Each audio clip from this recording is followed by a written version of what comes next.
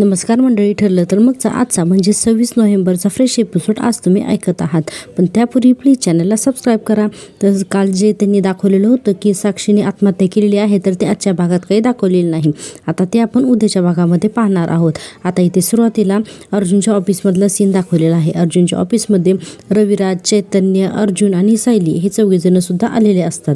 आणि आता अर्जुन जो आहे तर तो सगळ्या प्लॅनबद्दल रविराजांना सांगत असतो. अर्जुन म्हणतो, तुला लक्षात येतंय का सिनियर, मला तर माझ्या बायकोची आयडिया एकदम ब्रिलियंट वाटत, विचार करावा लागेल, त्याची थॉट प्रोसेस वापरावी लागेल. एक जो मुद्दा आहे ना, तो एक वेळेस त्याला दाखवून घाबरवायचं आणि मगच त्याला आपण टॅप करायचं. त्यावरती रविराज म्हणतात की नाही, आयडिया तर खरंच चांगली आहे पण खूप रिस्की आहे. याच्यामध्ये ना खूप रिस्क आहे. हे बघा, याच्यामध्ये आपल्याला हे अजिबात विसरता कामा नये की आपण एक अंधारातमध्ये तीर मारतोय. त्यामुळे आपल्याला यश मिळेल न मिळेल याची आपल्याला अजिबातच कल्पना नाही आहे. त्यावर सायली म्हणते, पण मिळूही शकतं ना, कारण मुळात महिपतसारखी माणसं ही भेकड असतात. जोपर्यंत ती पकडले जात नाहीत अशी त्यांना भीती असते तोपर्यंतच त्यांचा दरार असतो. पण ज्या क्षणी एकदा त्याला ही भीती घालू की त्याचा खेळ संपतोय, त्या क्षणी त्याची खचण्याची शक्यता ही जास्त आहे. त्यावरती रविराज म्हणतात, नाही पण ही फक्त शक्यता आहे. नाही म्हणजे कोणालाही नाउमेद नाही करत आहे मी, पण महिपतसारख्या माणसाला ट्रॅप करणं हे खूपच अवघड असतं. अर्जुन म्हणतो, आय नो दॅट सिनियर, पण आपल्याला ट्राय तर करावंच लागेल ना. आता यावरती रविराज विचार करत असतात. तर सायली म्हणते, रविराज काका आम्हाला साथ द्याल ना तुम्ही? रविराज म्हणतात, अर्थातच. अगं, ही जर केस आमच्या ॲक्सिडेंटशी, प्रतिमाच्या स्मृतींशी जर ही रिलेटेड असेल तर मी मागं कसा हटेन. त्यावरती अर्जुन म्हणतो, दॅट्स ग्रेट. चैतन्य म्हणतो, पण मग आपली पहिली स्टेप काय असेल? तर अर्जुन म्हणतो, आपली पहिली स्टेप, आणि हातातली चिठ्ठी बघून म्हणतो, ही चिठ्ठी महिपतपर्यंत पोहोचवणं. आणि अर्जुन ती चिठ्ठी सगळ्यांना दाखवतो. त्या चिठ्ठीवरती काय लिहिलेलं असते ना, तर ते आता सायली त्या चिठ्ठीकडे बघत म्हणते, ही महिपतला करून दिलेली पहिली जाणीव असेल की त्यानं जे केलंय ते कोणाला तरी माहिती, आणि मग आपण हळूहळू ही भीती वाढवत नेणार आहोत. आता हे सगळं सुभेदार समजून घेत असतात. तोपर्यंत चैतन्य म्हणतात, पण त्यांनी नक्की काय केलंय? प्रतिमाता त्यांना नक्की का घाबरतोय, आणि खरंच तो तुमच्या ॲक्सिडेंटशी कनेक्टेड आहे का? यापैकी आपल्याला कशाचीच खात्री नाही आहे. अर्जुन म्हणतो, नसू देत ना, पण खरं काय आहे तर ते या स्टेपने आपण शोधूयाच ना. अर्जुन पुढे म्हणतो, आणि सिनियर पुढची स्टेप ही असेल. असं म्हणून अर्जुन त्या सर्वांना पुढचा प्लॅन जो आहे तर तो समजावून सांगत असतो. आता हा प्लॅन सगळा म्युझिकली दाखवलेला आहे, आपल्याला डिटेल इथे दाखवलेलं नाही.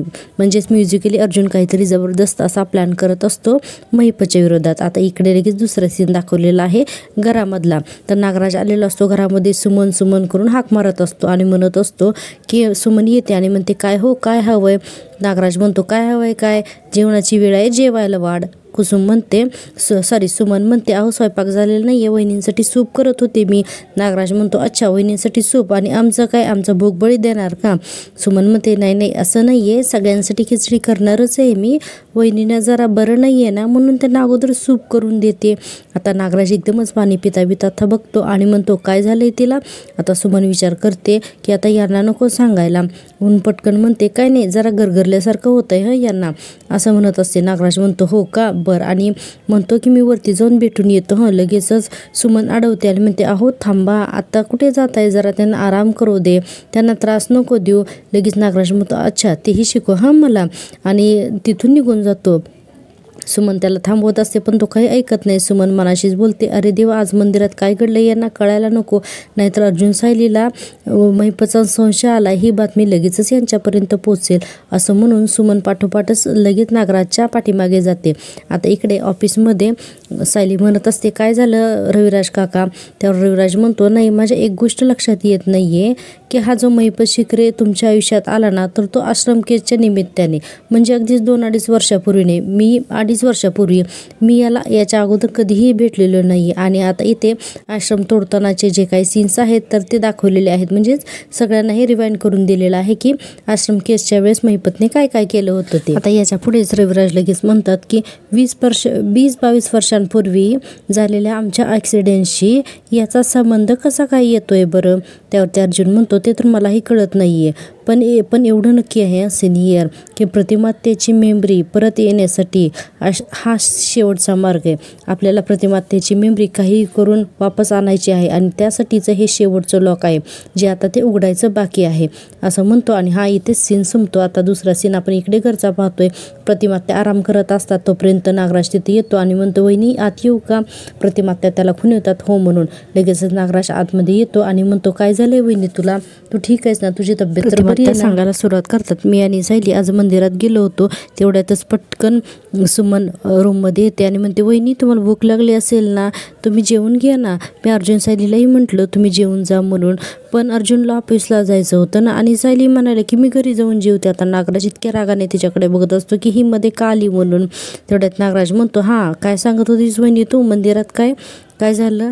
तोपर्यंत प्रतिमात्या म्हणतात आम्ही दोघीही तिथे पोहोचलो तेव्हा पुन्हा सुमनमध्ये बोलते अहो तुम्ही आता इथे असंच बोलत राहिला तर यांना झोप कशी लागणार. इकडे सायलीचा सीन दाखवला आहे. सायली म्हणते की आणि सुदैवानं या कुलपाची किल्ली आपल्या ओळखीच्या शत्रूकडेच आहे.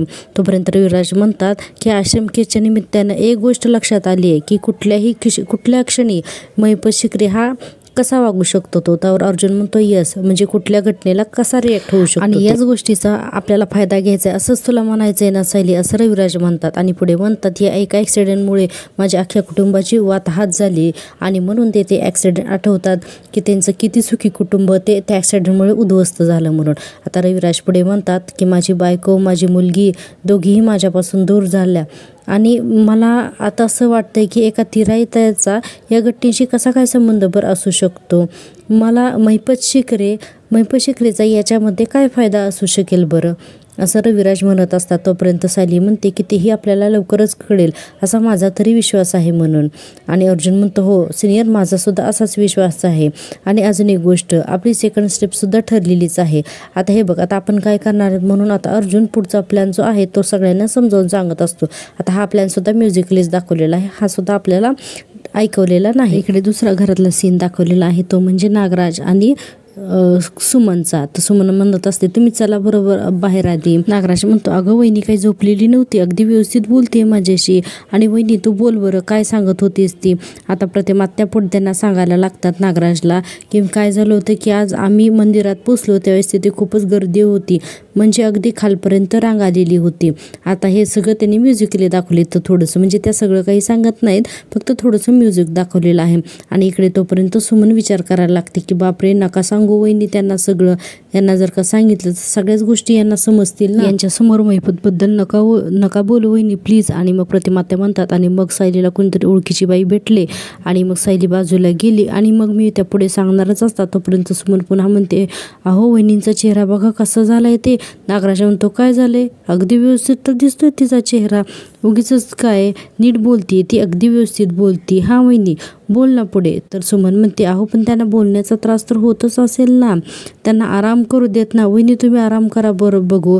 आणि तुम्ही चला बरं बाहेर, तुम्हाला भूक लागली ना मी तुम्हाला पटकन सूप देते आणि मग मी खिचडी करते, तुम्ही चला बाहेर. नागराज म्हणत असतो अगं पण ती सांगते मला मंदिरात काय झालं ते. तर सुमन म्हणते मंदिरात काय झालं ते मी सांगते ना तुम्हाला, चला बाहेर. तोपर्यंत प्रतिभा म्हणते भाऊजी मला थोडंसं ना थकल्यासारखं होतंय, आपण नंतर बोलूयात का. तर सुमन म्हणते बघा. नागराज म्हणतो ठीक आहे वहिनी आपण नंतर बोलूयात. आता सुमन लगेच चला बाहेर म्हणून नागराजला घेऊन बाहेरच येते आणि प्रतिमा त्या आराम करत असतात. आणि आता जिन्यावरून उतरताना सुमन नागराजला सांगत असते अहो काय झालं ना की आज वहिनींना जरा पित्त झाला असेल, मंदिराबाहेर ऊन लागला असेल ना म्हणून चक्कर आली असेल. एवढ्यातच नागराज पटकन पाठीमागून येतो आणि सुमनचा हात घट्ट पकडतो आणि म्हणतो काय चाललंय तुझं मध्ये मध्ये, बाहेर चला वहिनींना झोपू द्या आणि त्रास देऊ नका, काय चाललंय हे तुझं सगळं. सुमन म्हणते अहो तुम्हाला भूक लागली होती ना म्हणून मी बोलत होते. नागराज म्हणतो वेडा समजतेस काय मला काही कळत नाही आहे का, वाढत चाललंय हां तुझं आजकाल वागणं. इथून पुढं लक्षात ठेव, सारखं मध्ये मध्येच तू तोंड घालत असतेस. आता इथून पुढं तुला एकदाच सांगतोय मी बोलत असताना माझ्या मध्ये अजिबाईचं बोलायचं नाही, मध्ये स्वतःचं तोंड उघडायचं नाही, लक्षात येते का. नागराज तिला अक्षरशः धमकी देत असतो आणि विचारत असतो कळलं का तुला, कळलं. आणि असं म्हणून तिचा हात जोरात पिरगळतो. आता सुमन खूप ओरडत असते पण नागराज तिचा जोरात हात ओरगडतो आणि एकदमच सुमन ओरडत असते आणि हात माझा दुखतोय सोडा म्हणून नागराज दुपारचे एक दिवस म्हणतो चल जा भूक लागली मला जेवायला आण म्हणून, बाहेर जायचंय मला चल निघ लवकर जेवायला वाढ असं म्हणतो आणि सुमन तिथून जाते त्याला जेवायला वाढायला. आता इकडे दुसरा सीन दाखवलेला आहे तो म्हणजे साक्षीचा समीराचा. तर ती इथे अशा अंधाऱ्या खोलीमध्ये बसलेली असते आणि तिला सचिनची आठवण येत असते. सचिनसोबत घडलेल्या सगळ्या गोष्टी, सचिनने तिला कसं फसवलं आणि तो मंदिरातून कसा निघून गेला हे सगळं तिला आठवत असतं. की ती मैपशी कशी बोललेली असते हे सगळं आठवून समीरा जी आहे तर ती पॅनिक झालेली असते. आता ती हातामध्ये मोबाईल घेते आणि विचार करते की आता त्याला फोन लावा म्हणून आणि ती त्याला फोन लावत असते. फोन व्हायब्रेट मोडवरती असतो. आता सचिन इकडे अस्मितासोबत रूममध्ये असतो. अस्मिता त्याला म्हणत असते सचिन तू आता तुझी कॉन्फरन्स वगैरे विसरायचं आणि माझ्यासोबत आता दिल्ली दर्शन करायला यायचं. आता सचिन म्हणतो ओके नो प्रॉब्लेम काहीच हरकत नाही असं म्हणत असतो आणि इकडे त्याचा फोन व्हायब्रेट होत असतो. सचिन पुढे म्हणतो खरं तर मी तुला हे सजेस्ट करणार असतो. आता इकडे साक्षी अतिशय पॅनिक झालेली असते. उचल फोन असं म्हणून ओरडत असते. इकडे अस्मिता म्हणते ए तू माझा नवराच आहेस ना का दुसराच कोणीतरी बदलून बसलायच इथं. आता सचिनचा चेहरा अतिशय भयानकच दाखवलेला आहे. अस्मिता पुढे म्हणते माझा नवरा असतो तर म्हणला असतो की ए मी काय तुझ्याबरोबर बाहेर येणार नाही मला कॉन्फरन्स जास्त इम्पॉर्टंट आहे. तर सचिन म्हणतो ए हॅलो मी कालच त्यांना मेल केला होता की आजचा पूर्ण वेळ माझ्यासाठी आणि माझ्या बायकोसाठी आहे. It is from me and my wife. त्यामुळे तू आता मस्त रेडी हो मग आपण बाहेर जाऊया जेवण करूया शॉपिंग करूया चालेल डन. तर ते सुद्धा डन म्हणते. इकडे पुन्हा साक्षी अतिशय वैतागलेली असते. ती पुन्हा त्याला फोन करत असते. सचिन आता फोन उचलतो आणि बघतो तर तिकडे सॅम असं लिहिलेलं असतं त्या मोबाईलवरती आणि साक्षीकडे उचल करून जोरजोरात ओरडत असते आणि साक्षी तेवढी पॅनिक झालेली असते. सचिन पटकन फोन त्याचा जो आहे तो कट करून टाकतो. अस्मिता म्हणते अरे घे ना फोन कट का करतोय. सचिन म्हणतो नाही अगं तो कामाचा फोन होता फोन जर घेतला तर मला परत जावं लागेल. अस्मिता म्हणते पण तू तर त्यांना मेल केलायस ना मग ते तुला परत का कॉल करतायत. सचिन सांगतो की अगं ते मी फ्लॉरिडाच्या ऑफिसला मेल केला होता ना आणि हा जो कॉल आहे तो कॅनडावरून येतोय तर त्यांना माहिती नसेल ना की मी आज सुट्टी घेतली आहे. सचिन पुढे म्हणतो की ठीक आहे मी ना आता कॅनडाच्या ऑफिसला सुद्धा मेल करतो असं म्हणत असतो आणि इकडे तो साक्षीचा मोबाईल जो आहे तर तो पाहतो की ती सतत फोन करते तो आणि सचिन साक्षीला ब्लॉक करतो आणि इकडे साक्षी एकदम हायपर होते. ब्लॉक केलं त्यांनी मला ब्लॉक केलं म्हणून जोरजोरात रडत असते ओरडत असते आणि त्यांनी मला असं का केलं असेल का मला त्यांनी ब्लॉक केलं असेल. मी एक काम करू का मी आता त्याच्या सोशल मीडियाच्या प्रोफाईल्सवरती जाऊन तिथे त्याला मी कॉन्टॅक्ट करू का असं ती साक्षी म्हणत असते. तो तिथेच असेल ना असं म्हणून ती पुन्हा चेक करते मोबाईल पाहते तर सचिनने त्याच्या सोशल मीडियावरचे सगळे जे अकाउंट्स आहेत तर ते डिलीट केलेले असतात. आता साक्षी म्हणत असते तू का केलंस असं म्हणून ती सगळं अस्ताव्यस्त करून टाकते. तिच्या रूममधला जो आहे तो पसारा अगदी साक्षी वेडीपिशी झालेली असते सचिनसाठी. आता इथे पुढचा सीन दाखवलेला आहे आणि अर्जुन आता मैपतच्या घराबाहेर आलेले असतात आणि दोघं जण सुद्धा घराची पाहणी करत असतात की मैपत घराच्या बाहेर कधी येतोय ते. सायली म्हणते हा मैपत ना नक्की घरातच आहे पण एवढा वेळ झाला तरी हा बाहेर काही येत नाहीये. आता दोघं जण घड्याळ बघत असतात. त्यानंतर अर्जुन म्हणतो की तासभर झाला आपण वाट बघतोय पण मला वाटलं होतं की कुठल्या तरी कामासाठी मैपत बाहेर निघेल पण तो बाहेरच येत नाहीये. तो जर बाहेर नाही आला तर मग आज जाऊनच आपल्याला आपलं काम करावं लागेल. सायली म्हणते पण हे धोक्याचं नाही आहे का मागं एकदा जेमतेम वाचलोय आपण आठवतंय ना. अर्जुन म्हणतो आय नो पण दुसरं ऑप्शनच नाही आहे आपल्याकडं जावं तर लागणारच ना. सायली म्हणते आणखीन थोडा वेळ वाट बघूयात आणि मगच काय तो निर्णय घेऊयात पण तिचे टीकाही केल्या आजच्या आज मैपतपर्यंत पोचायलाच हवी असं म्हणून पुन्हा दोघेजण त्या घराकडे बघत असतात. आता इकडे मैपतचं सीन दाखवलेलं आहे. मैपत आरामात सोफ्यावर बसलेला असतो तोपर्यंत त्याला फोन येतो साक्षीचा. साक्षी म्हणत असते की अण्णा सचिन. मैपत म्हणतो काय गं काय झालं आणि तुझा आवाज कसाचा येतोय. तर साक्षी म्हणते अण्णा सचिन मला कायमचं सोडून गेला असेल का हो अण्णा त्याने मला फसवलंय का हो मला. मैपत म्हणतो साक्षी तुला सांगितलंय ना त्या दीक्षितबाई स्वतःच्या जीवाला त्रास करून घ्यायचा नाही म्हणून आणि मी शोधतोय ना त्याला. पण साक्षी नुसतं ऐकत असते आणि पुढे म्हणते की पण जर का माझ्याकडे परत यायचंच नसेल तर सांगा ना अण्णा. जर त्याला माझ्याकडे यायचंच नसेल तर तर काय करायचं? तो निघूनच गेला असेल माझ्या आयुष्यातून पूर्णपणे, तर मी काय करू अण्णा? मी काय करू? इकडे मी कशी जगू अण्णा? आता मैपतला येतं टेन्शन. समीरा म्हणत असते की मी नाही जगू शकणार अण्णा, मी मरून जाऊ का अण्णा? अण्णा मी मरून जाऊ का? मैपतला खूप वाईट वाटतं आणि समीरा म्हणते की पुढं मी मरते अण्णा, मी नाही जगू शकणार आता. तिकडं मैपत म्हणत असतो, ए साक्षी थोबाड इकडचं तिकडं करून टाकेन तोंडाने काही जरी बोलली तर. समीरा म्हणते मी ना मरते म्हणजे ना त्या सचिनला कळेल की माझं किती प्रेम आहे त्याच्यावरती, म्हणजे खरंच त्याला कळेल की सचिनला कळेल की माझं खरंच किती प्रेम आहे ते त्याच्यावर. हे सगळं ऐकून मैपत म्हणतोय बघ तू काही काळजी करू नको, तू तसं काही करून घेऊ नकोस, मी आत्ताच्या आत्ता येतो तुझ्याकडे आत्ताच्या आत्ता येतो असं म्हणून मैपत फोन ठेवतो आणि उभा राहतो. इकडे मैपतच्या घराबाहेरचा सीन दाखवलेला आहे. सायली म्हणत असते की मैपत बाहेरच येत नाही, आता आपल्यालाच आतमध्ये जावं लागेल. तोपर्यंत अर्जुन म्हणतो तू थांब, मी लवकरच आतमध्ये जाऊन येतो. सायली म्हणते नाही, दोघांनीही आतमध्ये एकत्रच जायचं. इतक्यातच अर्जुनचा फोन वाजतो आणि अर्जुन म्हणतो सिनियरचा कॉल. हां सिनियर बोल ना. रविराज म्हणतात हां अर्जुन कुठं आहेत तुम्ही? अर्जुन म्हणतो मी आणि सायली मैपतच्या घराबाहेर आहे, आम्ही तिथेच वाट बघतोय, तो अजून बाहेरच आलेला नाही आहे, तो जर बाहेर नाही आला तर आज जाऊन चिठ्ठी प्लॅन करावी लागेल. रविराज म्हणतात अरे उगाचच इतकं धाडच करू नका, त्याच्या जर हातात सापडलात ना तर तो काय करेल तुमचं माहिती आहे ना. अर्जुन म्हणतो I know, but he risk घ्यावीच लागेल ना, दुसरं ऑप्शन पण नाही आहे आपल्याकडे, तू टेन्शन घेऊ नकोस, मी काम झाले की तुला लगेचच फोन करतो. रविराज म्हणतात बरं ठीक आहे, जे काय करायचं ते करा, पण उगीच माझ्या जीवाला घोर लावू नकात. अर्जुन म्हणतो ठीक आहे, तू काळजी करू नकोस, ठेवू का, मी करतो तुला नंतर फोन. असं म्हणून अर्जुन आता सायलीला सांगतो की तू एक काम कर, तू इथेच थांब, मी सगळी सिच्युएशन बघून येतो आणि मग ठरवू आपण आतमध्ये जायचं आहे का नाही ते. आणि अर्जुन आणि सायली बाहेर थांबले जातात. आता अर्जुन मैपतच्या बंगल्यासोबत जवळ जातो आणि पाहतो तर मैपत फोनवरती बोलत यायलाच लागलेला असतो. अर्जुन पुन्हा पळत गाडीकडे येतो आणि सायलीला म्हणतो की अर्जुन फोनवरतीच आहे, बाहेरच येतोय, हे बेस्टच आहे आपल्यासाठी, मी जातो पटकन ब्लँकेट दे, गाडीतलं ब्लँकेट देते सायली. आता अर्जुन ते ब्लँकेट पूर्णपणे ओढतो आणि आता मैपतकडे अर्जुन मैपतच्या दिशेने जातो. इकडे मैपत म्हणत असतो हे बघ तू माझ्या डोक्याला ताण देऊ नको, मी तुला सांगतोय ना जरा धीर म्हणून, आणि असं करून होणार आहे का, हा काही मार्ग झाला का, असं म्हणून मैपत फोनवरती बोलत घराच्या बाहेर येतच असतो. आता अर्जुनने इकडं ब्लँकेट घेतलेला असतो तर साक्षी मैपतचा फोन कट करत असते. मैपत म्हणत असतो की मैपत पुन्हा तिला फोन लावतो आणि म्हणतो काही पोरगी सारखा फोन कट करते. पुन्हा मैपत तिला फोन लावतो. आता साक्षी फोन उचलते आणि मैपत म्हणतो हे बघ मी तुला परत एकदा सांगतोय, माझा राग आधीच आऊट झालेला आहे, तू सारखं फोन कट करू नकोस. असं बोलत मैपत चालतो. तिकडे अर्जुन ते ब्लँकेट जे आहे तर ते घेत येत असतो, ओढलेला असतं आणि येतो. आता मैपतच्या जवळ येतो आणि मैपतच्या खिशामध्ये चिठ्ठी टाकतो आणि त्याला हलकासा धक्का देतो. आता मैपतच्या लक्षात येतं की कुणीतरी आपल्याला धक्का दिलाय म्हणून. आता मैपत एकदमच ओरडतो की हे कोण आहे रे ते म्हणून.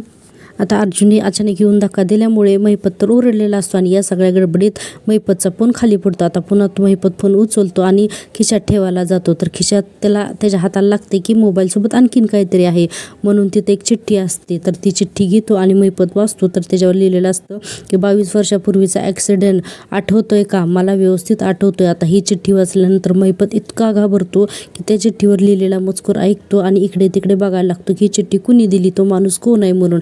पण तोपर्यंत अर्जुन निघून गेलेला. आता मैपत सगळीकडे बघतो पण त्याला कुणीही दिसत नाही. पुन्हा मैपत चिठ्ठीकडे बघतो आणि आता मग विचार करतो की गाडीत जाण्यासाठी गाडीकडे वळतो. तोपर्यंत विचार करतो की मैपत म्हणतो काहीतरी डेंजर मामला दिसतोय, कोणीतरी माझा पाठलाग करते बहुतेक, आता साक्षीकडे जायला नको, आता त्याच्याकडे जाऊन नाही जमणार, कारण आता जर साक्षीकडे गेलो तर त्या व्यक्तीला कळेल ना की मी कुठं चाललोय ते. असं म्हणून आता मैपत पुन्हा घरात जाणार असतो. आता ही सगळी गोष्ट सायली गाडीच्या आडून बघत असते. आता मैपत अगदी सभ्य असल्याचं आव्हान तो लगेच चिठ्ठी खिशामध्ये ठेवतो, हात मागे टांगतो आणि त्याच्या घराकडे बोलतो. घराकडे जात असताना सुद्धा आजूबाजूला सतत पाहत असतो की त्याच्यावर कोण लक्ष ठेवतंय का काय, कारण आता मैपतला संशय आलेला असतो की त्याच्यावरती कोणतरी पाळत ठेवतोय. आता मैपत घरामध्ये जातो आणि जोरात ओरडतोय पाणी आण रे म्हणून. तो मुलगा पाणी आणतो आणि मैपत पाणी पितो आणि म्हणतोय तू काय तोंड बघत उभारलायस रे, चलने घेत नाही म्हणून त्या मुलावरती जोरात ओरडतो. आता मैपत खूप टेन्शनमध्ये असतो. तो म्हणतो माझ्याशी पंगा, या मैपत शिकरेशी पंगा, कुणाचा एवढा जीव वर आलाय ना तर तेच कळत नाहीये मला. त्या ॲक्सिडेंटबद्दल कोणालाच माहिती नव्हतं, आतापर्यंत कोणालाच माहिती नव्हतं. असं म्हणून तो पुन्हा ती चिठ्ठी काढतो आणि पुन्हा ती चिठ्ठी वाचतो आणि ती चिठ्ठी वाचल्यानंतर महिपत म्हणतो त्या चिचुंद्रीला माहिती नाही या ॲक्सिडेंटबद्दल, त्या चिचुंद्रीला माहिती आहे तिनं तर हा कांड केला नसेल ना, म्हणजेच प्रियाबद्दल बोलत असतो. पुढे महिपत म्हणतो की तिला काय माहिती की या असल्या चपाट्यांच्या पिपाण्या करून वाजवतो मी, असं म्हणून त्या चिठ्ठीची गोल बनवतो आणि फेकून देतो. आता इकडे पुन्हा दाखवलेलं आहे की महिपतच्या घराबाहेर अर्जुन येतो गाडीजवळ आणि म्हणतो की काय झालं, त्याला ढकलल्यानंतर मला त्याला बघता आलं नाही मागे वळून, त्याला ती चिठ्ठी तिला मिळाली का? सायली म्हणते हो मिळाली ना, आणि त्याला ती वाचली पण. आणि गंमत म्हणजे त्याच्या चेहऱ्यावरचा रंग उडाला होता ती चिठ्ठी वाचून. आता आणि तो बाहेर जाणार होता ना, तर तो बाहेर गेलाच नाही, परत तो घरामध्ये गेला. तर अर्जुनच्या सगळं लक्षात येतं. आता अर्जुन पुढे म्हणतो की ग्रेट, म्हणजे त्या चिठ्ठीने त्याचं बेसिक काम तर केलेलं आहे म्हणून. आता महिपतसारखा माणूस एखाद्या चिठ्ठीनं कधीच घाबरणार नाही, हे तर मला माहितीच आहे. तो आता सावध झाला असेल. आता पुढची स्टेप घेताना आपल्याला आता जास्त अलर्ट राहावं लागेल. सायली म्हणते खरंय तुमचं, आता तीर सुटलेलं आहेच आहे, आता चूक करता कामा नाही, कारण आता जर का महिपत सावध झाला ना तर आपल्या हाती काही सुद्धा लागणार नाही, असं म्हणत असतात. पुढे अर्जुन म्हणतो की राईट. असं आता या चिठ्ठीने महिपत कसा रिॲक्ट होतो, आता या चिठ्ठीनंतर महिपत कसा रिॲक्ट होतो ते आधी ठरवूया आणि मगच पुढचा प्लॅन करूयात, ठीक आहे. असं म्हणून आता अर्जुन आणि सायली आजूबाजूला पाहतच तिथून निघून जातात. आणि आता इकडे महिपत जो आहे तर त्याच्या घरामध्ये अतिशय बेचैन अवस्थेत बसलेला असतो. त्याला समजतच नसते की ती चिठ्ठी नेमकी कुणी पाठवली, विचार करून करून महिपतला समजत नसतं. आणि आता हा भाग इथेच संपलेला आहे. खूपच मोठे मोठे डायलॉग असतात. आता पाहूयात उद्याच्या भागात काय होतं ते. पण त्यापूर्वी माझी आवडती सिरियल या आपल्या फेवरेट चॅनलला प्लीज सबस्क्राईब करा. आता पाहूया. आता अर्जुन सायलीला सांगत असतो की रेडी आहेस ना, आता फोन लावूयात महिपतला. आता महिपतच्या घरी इकडे नागराज बसलेला असतो आणि तेवढ्यातच सायली त्याला फोन करते. नागराज म्हणतो काय रे, कोणाचा फोन आहे रे? तर महिपत म्हणतो काय माहिती, अननोन नंबर दिसतोय, असं म्हणून महिपत फोन उचलतो. नवीन नंबर आहे म्हणून. हॅलो कोण बोलतोय म्हणतो महिपत. तर साक्षी तिकडून सायली म्हणते तुझा बाप महिपत 22 वर्षापूर्वी पनवेल हायवेला जो ॲक्सिडेंट झाला होता तो मी बघितलंय आणि त्यानंतर जे घडलं तेही मी बघितलंय. तुझा खेळ संपलाय महिपत शिकरे, असं म्हणतो आणि नागराजच्या तर चेहऱ्यावरचा रंगच उडतो. आता पाहूया उद्याच्या भागात काय होतं ते. पण त्यापूर्वी प्लीज चॅनलला सबस्क्राईब करा. भेटूया उद्याच्या नवीन फ्रेश एपिसोडसह. तोपर्यंत बाय.